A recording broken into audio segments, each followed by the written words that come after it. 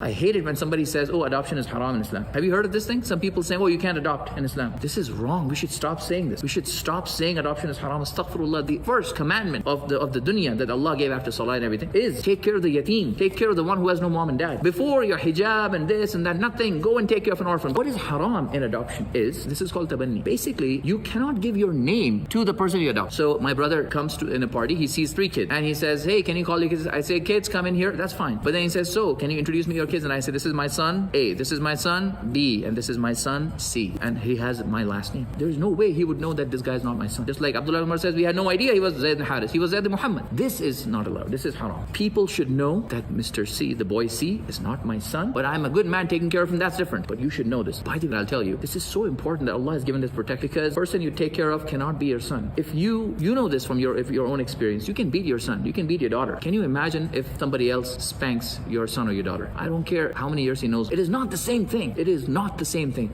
Even your brother, it's not the same thing. You know, just a couple of days ago, I saw there was a law, BC is passing, spanking law. Have you heard of that? Spanking law? Kids who are going to school were allowed to be spanked by the teacher with like a light spanking. Now this is going to be banned by BC. So I was actually shocked that they have not yet passed this law. I thought this law was already existing. Turns out in BC they don't have this law. But anyway, now the kids cannot be spanked. But my point is this: the pain that you will go through if you find out that there's a red mark on your son's hand, and it was done by not your wife, that is the mother of the child, but somebody else on the street. The world, the difference, your world is going to change. Okay? In Thailand, this is very sad, I'm telling you. You will see there's a lot of adoption going on, and you will think, wow, the people don't have money for themselves, and how is it that they have enough money to adopt children? And then you investigate further and you find out adoption is a great excuse for them to hire a servant. So here's what happens: if I have my actual son and I say, no more PlayStation, go and do the dishes, nobody will have a problem with this because I'm the father. But what if I get a baby from the foster care and he's sitting there, he wants to play PlayStation, and I say to my kids, let them play. I say, hey, go and do the dishes, no more PlayStation for you. And then if he doesn't wash the dishes right and I smack him, you would have no problem if I did that to my actual biological son. If I do this to this boy who I got from an orphanage, you're going to say I'm a terrible abuser. I should be in jail for doing this. Well, this is what happens. So they're adopting because they need somebody to clean the house. They're adopting because they need somebody for assistance for free. And on paper, for tax purposes, yeah, I'm adopting, so don't charge me for taxes. But actually, they're being